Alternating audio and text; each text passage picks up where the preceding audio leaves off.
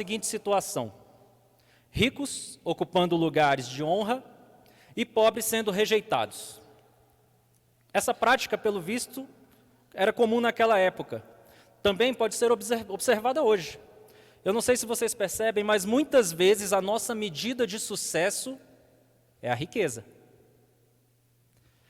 O mundo, ele meio que trabalha a nossa mente, como que nós vamos pensar. Eles estão preocupados como vocês pensam sobre o que é amar, sobre o que é ser feliz, sobre o que é ter sucesso.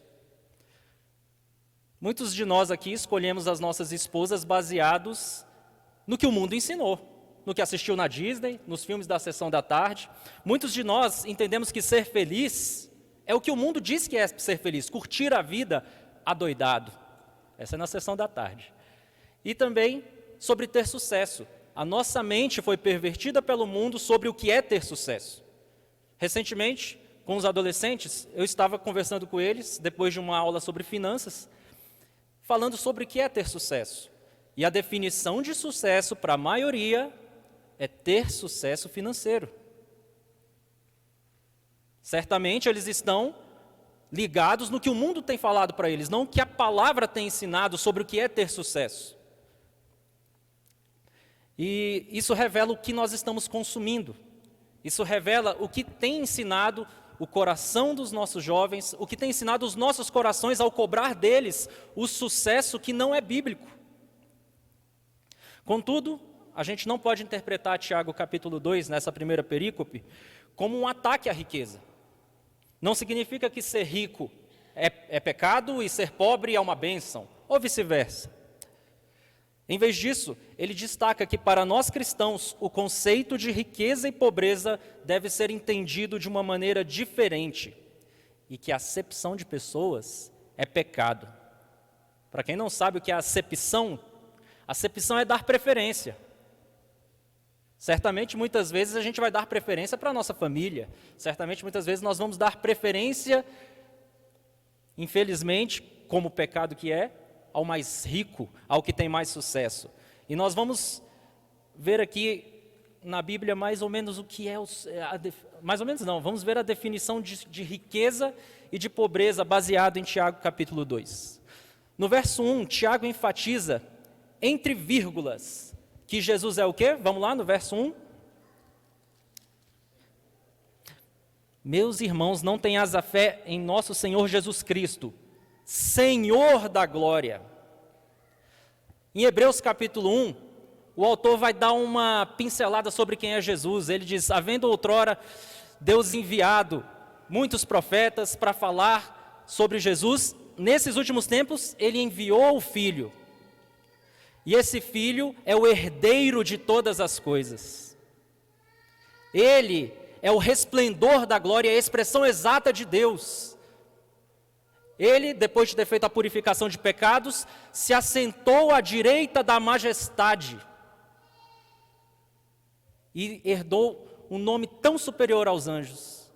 Esse é Jesus Cristo, herdeiro de todas as coisas.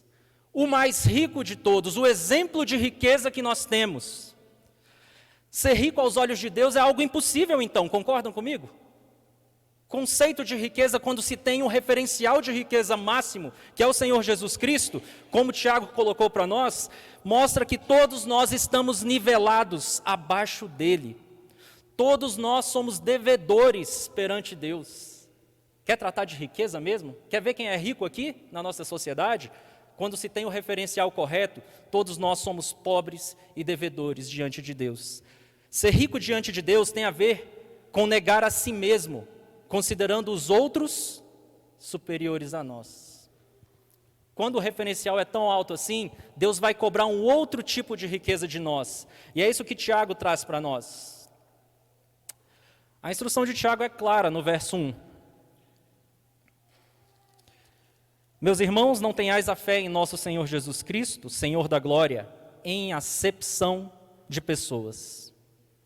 Eu quero que você se imagine aqui na igreja, imagina se ela estivesse cheia de líderes empresariais, aquelas fileiras ali, os líderes estavam reunidos ali, aqui alguns trabalhadores CLT, aqui um time de influencers, né, os influencers que tanto são admirados por aí, E aqui a gente colocaria alguns mendigos visitantes. Agora eu quero que você reflita sobre como você interagiria com essas pessoas. Você já parou para pensar se trataria todos sem parcialidade? Independente da sua posição social, riqueza, número de seguidores. Trataria por igual? Talvez sim. Mas essa é a questão. Nós devemos tratá-las como superiores a nós. Tratar por igual é a obrigação, já que todos nós somos devedores. A nossa tendência é sermos juízes tomados de perversos pensamentos. Assim diz o verso 4. O que não agrada a Deus é que a gente se torne juiz. É que a gente defina quem é o bom, quem é o ruim. Quando todos nós somos maus. Quando todos nós somos pecadores. Isso mostra como a acepção de pessoas é o padrão entre muitos. Queridos, acepção de pessoas é pecado. Não tem outro nome. Não é preferência, não é um leve desvio. É pecado e desagrada ao nosso Deus. Nosso conceito máximo de riqueza, concordam? O Rei da Glória? Ou vocês acham que o Tiago Negro está mais ou menos no patamar de Jesus? Ou vocês acham que o Bill Gates, ou talvez o herdeiro do Bill Gates, né? Talvez ele fique mais rico que o próprio Bill Gates. Vocês acham que dá para nivelar com Jesus Cristo? Ele é o Criador do universo. Ele é o herdeiro de todas as coisas. No entanto, também vamos tratar, além da riqueza, a pobreza. Vamos falar sobre pobreza. Tiago, no versículo 5, vai nos revelar uma coisa bem interessante. Vamos lá, 2, verso 5. Ouvi, meus amados irmãos, não escolheu Deus os que para o mundo são pobres, para serem ricos em fé e herdeiros do reino que Ele prometeu aos que o amam? Tiago acaba de revelar que Deus escolheu os que para o mundo são pobres, para serem ricos em fé e herdeiros do reino. Tiago, no verso 1, falou que como crentes, como crentes em Jesus Cristo, não baseiem a sua fé em ter acepção de pessoas, em fazer acepção de pessoas. Então ele pressupõe que todos aqueles que vão ler a carta dele são imitadores do que Cristo faz. Vocês são imitadores do que Cristo faz. Hoje não temos aqui um visitante novo, temos aqui crentes que creem na palavra do Senhor. Então, já que é para nós imitarmos a Cristo, adivinha quem é o exemplo de pobreza? Aquele mesmo que é o exemplo da riqueza, é o nosso exemplo de pobreza. O exemplo de Cristo é mais poderoso e ao invés de você colocar ele como pobre, aquele que se faz pobre se torna tão poderoso quanto. Jesus Cristo, ele sendo divino, escolheu a humildade e o serviço. Ele não olhou para status ou posição das pessoas, mas viu cada indivíduo como único e digno de amor e de cuidado.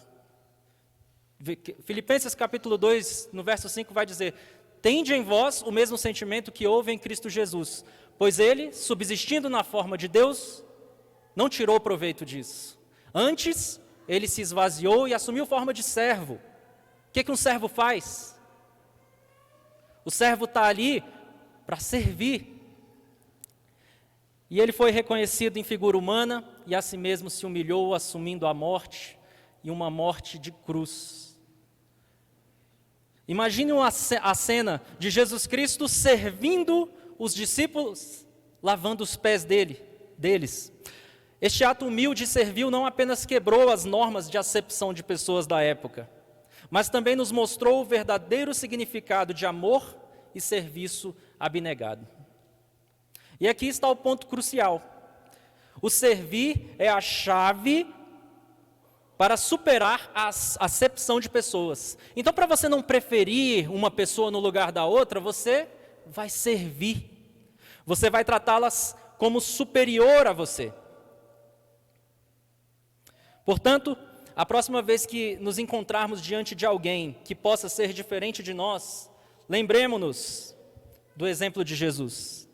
Que possamos nos inspirar no exemplo dele e ser luz onde quer que a gente esteja. eu fui lendo aqui, Tiago, e a gente se depara assim, não façam acepção de pessoas. Aí mostra aqui que Deus escolheu os pobres. Eu fiquei meio assim, poxa, será que talvez isso é uma acepção de pessoas? Não quando se tem um Deus divino, rico em misericórdia, rico em graça, e todo o restante é pobre. Agora, ele escolheu aqueles que não se acham ricos. Ele escolheu aqueles que são pobres de coração. O que é pobreza de coração? É você entender que o seu coração é uma miséria. E ele, rico em misericórdia, escolheu aqueles que entendem que são totalmente dependentes do Senhor. Deus escolheu os pobres. Vocês perceberam que vocês são pobres, né? É chato, né? Somos pobres sim, mas não fiquem tristes. Eu quero ler de novo o verso 5 para isso ficar bem frisado na mente de vocês. Ouvi, meus amados irmãos, não escolheu Deus os que para o mundo são pobres, para serem ricos em fé e herdeiros do reino que ele prometeu aos que o amam. Para de olhar o problema. Olha o que ele tem para vocês. Olha o que ele tem separado para nós. A ideia de um Deus que se torna humano, pobre, e que morreu em uma cruz, parece absurda para os que fazem acepção de pessoas. Mas certamente a palavra de Deus é loucura para os que se perdem. Mas para nós que somos salvos é o poder de Deus. Irmãos, reparai na vocação de vocês. Reparai no chamado que Deus tem para vocês. Vejam que Deus não chamou sábios segundo a carne, nem muitos poderosos. Deus não chamou o bonzão. Deus escolheu as coisas loucas desse mundo para confundir as sábias. Deus escolheu as coisas fracas desse mundo para confundir os fortes. Deus escolheu as coisas desprezadas do mundo. Deus escolheu as coisas, aqueles que não são, para reduzir a nada aqueles que são. Paradoxal. E o motivo disso tudo, sabe o que é? Para que ninguém se glorie na presença do Senhor. O que não é acepção de pessoas, a acepção de pessoas, será que a acepção de pessoas não é dar preferência aos outros? Não é dar vanglória ou para si mesmo ou para os outros? A própria palavra nos mostra que Deus não quer a vanglória de ninguém, porque a glória é dele. Se tem uma coisa que Deus zela, é por isso, ele não divide a glória dele com ninguém. E ao fazer a acepção de pessoas, o mundo segue um caminho de pecado. O mundo confia em critérios superficiais para julgar o valor e o mérito das pessoas, baseados no quê? Na riqueza? No sucesso? Enquanto Deus olha para o coração. Que a gente seja pobre de coração, porque quando a gente enriquece o nosso coração demais, a gente fica soberbo. E Tiago quer prevenir isso. No verso 8, Tiago vai invocar a lei. Se vós, contudo, observais a lei régia, segundo a Escritura, amarás o teu próximo como a ti mesmo, fazeis bem. O que é amar o próximo, se não fazer acepção de pessoas? Sejam bem sinceros comigo. Quando a gente fala sobre acepção de pessoas, o nosso primeiro pensamento pode ser: não, eu trato todos igualmente. Mas concluindo que o antônimo de acepção é servir pessoas, pergunte-se: o quanto eu tenho me nivelado abaixo dos outros e tratado eles como superiores a mim? O exercício que vai ficar para nós é o seguinte: os outros devem ser tratados como superiores a nós, como superiores a mim. Não é à toa que o pastor passa a semana inteira trabalhando, preparando o sermão para servir. É por amor a vocês. Quando nós estamos aqui na igreja, nós estamos aqui para servir o corpo. Deus deixou um tratado tão perfeito para que tudo funcionasse de uma maneira que nós glorifiquemos a Ele. O louvor chega mais cedo para ensaiar, para servir. E nós temos que ficar atentos, porque quando nós servimos pouco, nós fazemos acepção de pessoas, sim. Tão natural, porque o pecado, ele não pede licença, e ele vem primeiro. Então, já que tratamos sobre riqueza, sobre pobreza e sobre serviço, nós temos que olhar para onde? Para a recompensa.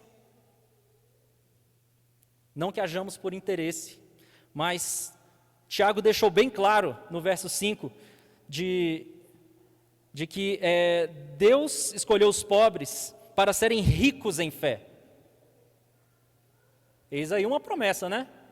Seremos ricos em fé.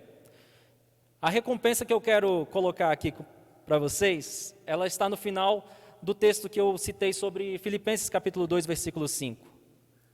Jesus, o servo que se humilhou e foi até a cruz, até a morte de cruz, Deus o exaltou sobremaneira, lhe dando o nome que está acima de todo nome, para que ao nome de Jesus se dobre todo o joelho, nos céus, na terra e debaixo da terra, e toda língua confesse que Jesus Cristo é o Senhor, para a glória de Deus Pai. Isso é promessa do Senhor para aqueles que o buscam, para aqueles que servem. Seremos ricos em fé, irmãos. E tratando dessa fé, eu quero orar com vocês para que o serviço ao Senhor seja prioridade e que nós entendamos que a acepção de pessoas é pecado e é um fruto do não servir. Amém? Vamos orar? Senhor Deus, louvado seja o teu santo nome. Te agradeço pela tua palavra. Cantar louvores lhe cai bem mesmo, Senhor.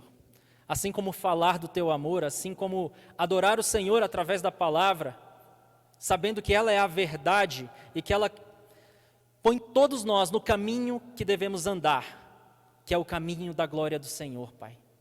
Queremos glorificar a Ti, queremos entregar as nossas vidas ao serviço aos irmãos, que esta igreja entenda que amar o próximo, que dar, Senhor, a vida por Ti, é o que vai nos levar para um caminho de santidade. Tem misericórdia de nós, ó Deus, que somos pecadores. Sabemos que a Tua graça sobre as nossas vidas se renova todos os dias. Então, clamo por essa igreja, clamo pela liderança da igreja, clamo pelo ministério de louvor, pelos adolescentes dessa igreja, que eles cresçam, Pai, se baseando na Tua palavra, e não no que a Netflix diz, e não nas coisas que o mundo oferece para eles, os influencers, mas que o verdadeiro influenciador seja o Senhor, ó Pai, porque o Senhor tem palavras de vida eterna. Sem o Senhor eles não sabem para onde ir. Que nós possamos tratar a todos aqui, ó Pai, como superiores a nós. Que tratar todos igualmente é simplesmente um reflexo da gente querer se achar bom e querer nivelar todo mundo a nós.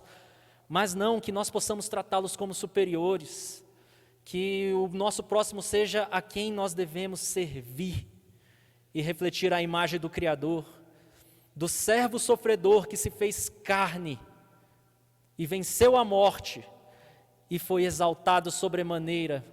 Louvado seja o Teu santo nome, Senhor. Assim oramos em nome de Jesus. Amém.